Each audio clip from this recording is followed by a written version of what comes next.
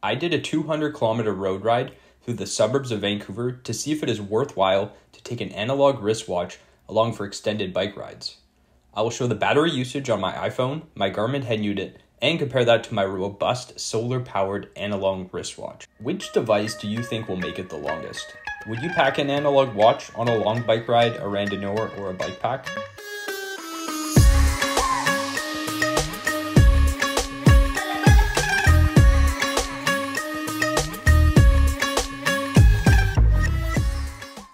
I got basically 100% on my Garmin here, about to start.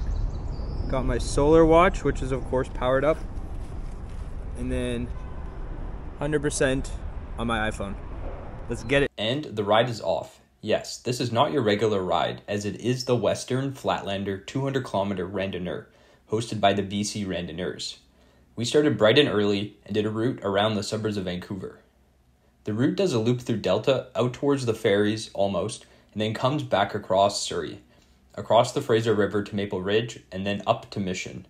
It then drops down to Abbotsford, goes across Zero Avenue along the US border through Langley. It then cuts up back across South Surrey, back through Delta, and back to the start.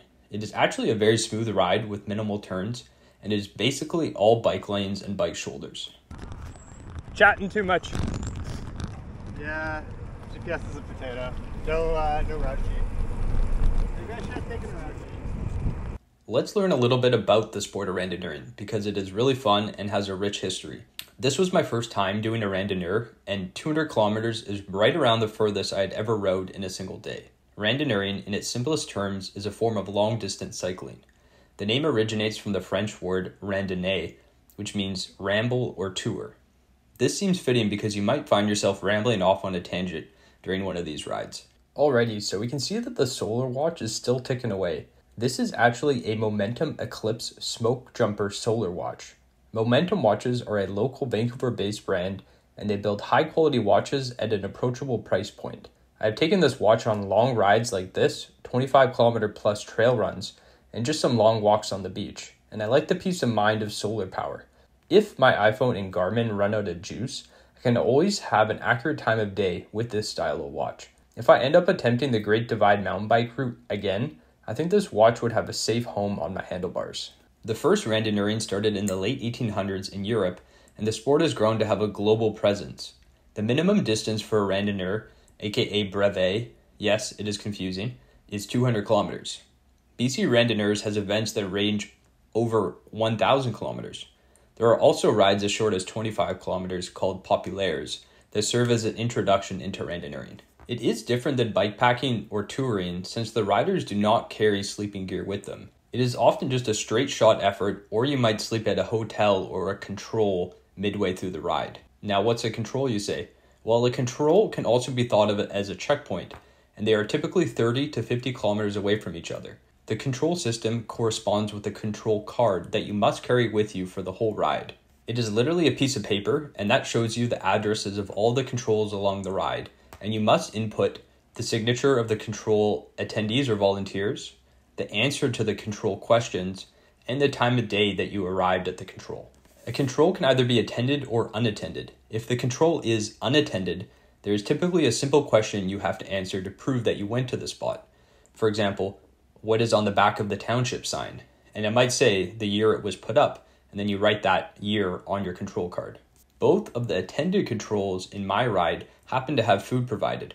The first had cookies and the other had fresh chili. I was told that this is somewhat uncommon, but it was a very welcome treat and a highlight of the ride.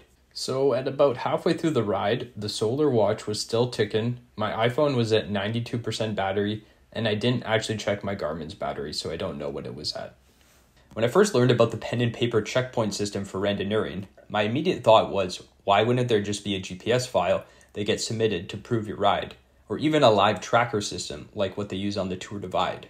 After now having completed my first brevet, I have to say that carrying around the control card is part of the fun, and it appears to be an important part of the history and tradition of the sport. Also, at the person-attended controls, the volunteers actually have to sign your control card as proof of your attendance. So perhaps this is a good form of accountability that could be somehow faked if it was a more digital system. So I am officially done my first 200 kilometer randonneur. with the BC Randonneurs, and my iPhone has 84% left. I did finish like an hour and 15 minutes ago, so take that into account. Let's see what the Garmin has. And it's at 70%, so I only used 30% battery over about 8.5 hours. Of course, my Momentum Smokejumper solar watch is still fully working. Thanks for riding along. Please slap that subscribe button, like the video, and leave a comment. Until next time, I'm out.